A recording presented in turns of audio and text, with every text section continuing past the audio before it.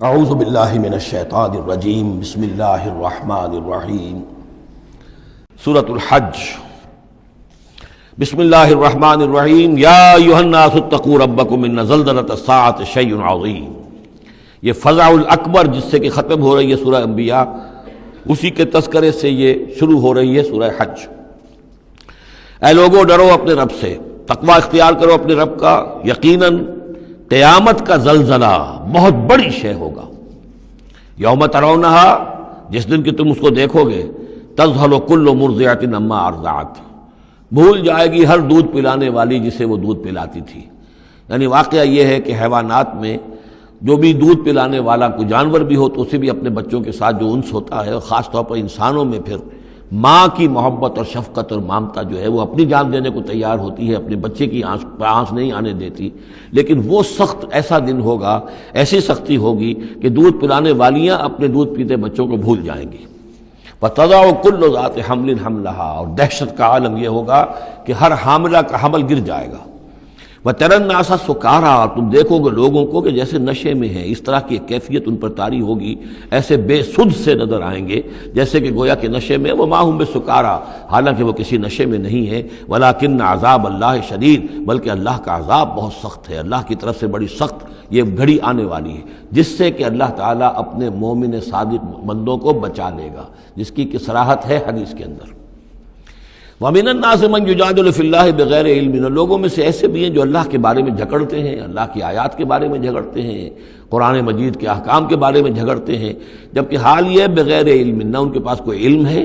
وَيَتَّبِعُ كُلَّ شَيْطَانٍ مَرِيدٍ، اور وہ پیروی کر رہے ہوتے ہیں، صاف نظر آتا ہے کہ ہر سرکش شیطان کی پیروی کر رہے ہیں، ان کے عمل کو دیکھو تو مغرب کی نقالی کر رہے ہیں، ان کی ہر ایک چیز کی جو ہے انہوں نے اپنی زندگی میں اختیار کی ہوئی ہے، پورا جو ہے مغربی ان کے اوپر تہذیب کا غلبہ ہے، ساری اقدار، لیکن باتیں بڑھائیں گے قرآن کی طرف سے اور حدیث کی طرف سے، اور انکار حدیث ہے اور فلاں یہ ہے، اور قرآن کا تو نتیجہ یہ نکلتا ہے، وہ نہیں نکلتا ہے، اور یہ اجتہاد کیا جانا چاہیے، اور قرآن مجید جو ہے یہ تو اب کتاب جو ہے بوسیدہ ہو گئی ہے۔ یہ باتیں بھی کہی گئی ہیں کہ کوئی ایسا بھی ہمارا جو نظام ہونا چاہیے اجتہاد کا جو قرآن مجید کو بھی اوور رول کر سکے۔ یہ باقاعدہ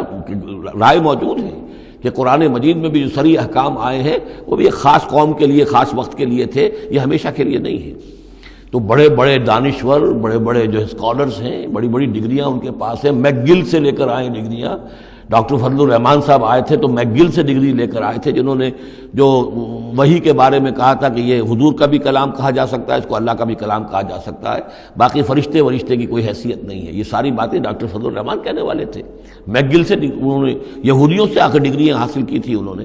اور انہوں نے جو بھی بہت سے اور دانشور بہت سے موجود ہیں اس وقت دنیا میں کہ جو ویسے سمجھے جاتے ہیں کہ بہت وہ اسلامی اسکالرز ہیں، ٹاپ کے اسکالرز ہیں، وائٹ ہاؤس میں بھی انہیں طلب کیا جاتا ہے۔ یہ جو سید حسین نصر ہیں، ایرانی ایک ہیں، اب وہ رہ گئے ہیں جن کا ڈنکا بج رہا ہے زیادہ، ورنہ پہلے یہ ہے کہ یہ دو تھے، سید حسین نصر بھی تھے اور ڈاکٹر فضل الرحمان بھی تھے پاکستان کے۔ لیکن وَمِنَ النَّاسِ مَن يُجَادِلُ فِي اللَّهِ بِغَيْرِ عِلْمٍ وَيَتَّبِعُ كُلَّ شَيْطَانٍ مَرِيدٍ كُتِبَ عَلَيْهِ، اس شیطان کے بارے میں تو یہ بات لکھ دی گئی ہے، طے کر دی گئی ہے، أَنَّهُ مَن تَوَلَّاهُ، کہ جو کوئی بھی اس کی دوستی اختیار کرے گا، فَأَنَّهُ يُضِلُّهُ، تو وہ اسے گمراہ کر کے رہے گا، وَيَهْدِيهِ إِلَىٰ عَذَابِ السَّعِيرِ، اور پہنچا کر رہے گا اسے اس جلانے والے دوزخ کے عذاب میں۔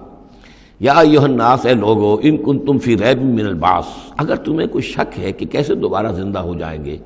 کیسے اٹھا لے گا اللہ تعالیٰ، کوئی تمہیں اشکال پیدا ہوتا ہے تو لو ہم تمہیں ایک مثال سے سمجھاتے ہیں۔ فَإِنَّا خَلَقْنَاكُم مِّن تُرَابٍ، سوچو ہم نے تمہیں مٹی سے پیدا کیا، اس لیے کہ باپ کے بھی جسم میں اگر نطفہ بنا ہے، منی بنی ہے، کہاں سے بنی ہے؟ غذا کہاں سے آئی تھی اس کی؟ ساری غذا تو مٹی سے آئی ہے، زمین سے آئی ہے، یہیں سے آئی ہے، وہ منرلز ہیں، وہ سب کچھ ہیں، گوشت کھایا ہے تو بکری نے جو کہاں سے غذا لی تھی؟ زمین سے لی تھی۔ تو تمہاری جو تخلیق ہے سب کی ابتدا میں جو ہے وہ مٹی سے ہے، من تراب ثم من نطفۃ، پھر وہ نطفے کی ایک شکل بنی، ثم من علقۃ، پھر تم ایک علقہ کی شکل میں تھے۔ اس علقہ کے بارے میں بعد میں عرض کروں گا، ابھی میں اس کا کوئی ترجمہ نہیں کر رہا، اس کا ترجمہ عام طور پر جمع ہوا خون کیا جاتا ہے، یہ ترجمہ صحیح نہیں ہے۔ ثم من مضغۃ، پھر یہ کہ وہ ایک لوتھڑے کی طرح تھا، گوشت کا ایک لوتھڑا سا تھا، مخلقۃ و غیر مخلقۃ، پہلے اس پہ کوئی نشانات تھے ہی نہیں، پھر اس لوتھڑے کے اوپر نشانات آنے شروع ہوئے، معلوم ہوا کہ یہاں سے یہ بازو نکلیں گے، یہاں سے یہ ٹانگیں نکلیں گی، اسی کے اندر جو ہے یہ آثار شروع ہو گئے۔ لنبین لکم، تاکہ ہم تمہیں کھول کھول کر بیان کر دیں۔ یہ جو بھی سٹیجز ہیں کہ جو ایمبریونک جو سٹیجز ہیں، اس میں واقعہ یہ کہ اس کے بارے میں کیتھل مور کا میں قول آپ کو سنا چکا ہوں، جو تعارف قرآن کا میرا لیکچر تھا،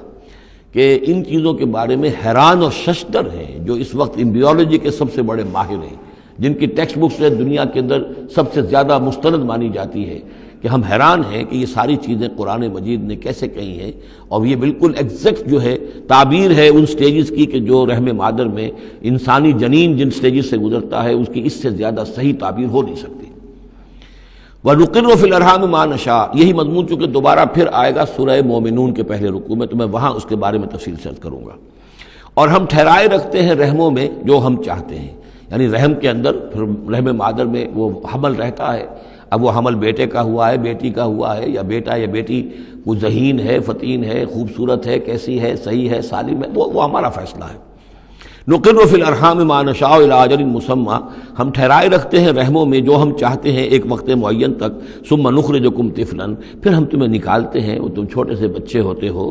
ثم لتبلغوا اشدکم، پھر تم اپنی پوری جوانی کو پہنچتے ہو، قوت کو پہنچتے ہو، ومنکم من یتوفى، تم میں سے وہ بھی ہیں کہ جو پہلے ہی ان کا انتقال ہو جاتا ہے، انہیں قبض کر لیا جاتا ہے، انہیں اللہ تعالیٰ لے جاتا ہے، ومنکم من یرد الی ارذل العمر، اور تم میں سے ایسے بھی ہوتے ہیں جو بڑی ہی نکمی ضعیفی کی عمر کو پہنچ جاتے ہیں، لکئی لا یعلم من بعد علم شیئا، کہ پھر وہ نہ جانے سب کچھ جاننے کے باوجود کچھ بھی۔ بڑھاپا آتا ہے تو ایسا آتا ہے، ڈیمنشیا بھی ہو جاتا ہے، ساری ذہنی صلاحیتیں ختم ہو جاتی ہیں، یادداشت زائل ہو جاتی ہے، پھر بچپن کی عادتیں عود کر آتی ہیں، لکئی لا یعلم من بعد علم شیئا، پھر یہ صورت بھی ہو جاتی ہے۔ یہ ارذل العمر ہے جس سے کہ حضور صلی اللہ علیہ وسلم نے اللہ کی پناہ مانگی ہے کہ اللہ اس سے پہلے اٹھا لے، اس سے پہلے کہ انسان اس کیفیت میں آ جائے کہ جس کا نقشہ یہاں کھینچا جا رہا ہے، لکئی لا یعلم من بعد علم شیئا۔ بڑا سقراط تھا، بقراط تھا، کچھ تھا، لیکن اب کیا ہو گیا ہے اس کو دیکھیے۔ وَمِنْكُمْ مَنْ يُتَوَفَّى وَمِنْكُمْ مَنْ يُرَدُّ إِلَىٰ أَرْذَلِ الْعُمُرِ لِكَيْ لَا يَعْلَمَ مِنْ بَعْدِ عِلْمٍ شَيْئًا وَتَرَى الْأَرْضَ، اب ایک تو نقشہ کھینچا انسانی زندگی کا، اس آپ مٹی سے چل کر تم کہاں سے کہاں پہنچ گئے، پھر فوت ہو کے پھر مٹی بن جاتے ہو۔ یہ جس کی یہ قدرت ہے، جس کی یہ خلاقی ہے، جو اس سارے نظام کو لے کر چل رہا ہے، تمہیں اس کے بارے میں کوئی شک ہے؟ اس کی قدرت کے بارے میں کوئی تمہیں یہ شبہ وارد ہو سکتا ہے کہ وہ دوبارہ پیدا نہیں کر سکتا؟ اچھا ایک اور مثال لے لو، وَتَرَى الْأَرْضَ حَامِدَةً، تم دیکھتے ہو زمین کو کہ پڑی ہوئی ہے، بے آب و گیا، خشک اور ویران، کئی زندگی کے آثار نہیں۔ فَإِذَا أَنزَلْنَا عَلَيْهَا الْمَاءَ اهْتَزَّتْ وَرَبَتْ، پھر جب ہم اس پر پانی برساتے ہیں تو وہ تازہ ہو جاتی ہے، اہتزاز، اور وہ اس میں جنبش ہو جاتی ہے، اہتزت۔ یہتزو جو آیا یہ لفظ پہلے ہم پڑھ چکے ہیں کہ جب حضرت موسیٰ کا عصا زمین پر انہوں نے رکھا تو وہ تو اب ہلنے لگا، حرکت کرنے لگا جیسے کہ سانپ حرکت کرتا ہے، تو زمین میں بھی حرکت پیدا ہو جاتی ہے، اس لیے کہ اب جو کونپلیں نکل رہی ہیں وہ حرکت کر رہی ہیں، وہ ادھر ادھر جو ہے، جو پہلے زمین پڑی ہوئی تھی ساکن، صامت، ساکن، بے آب و گیا، خشک،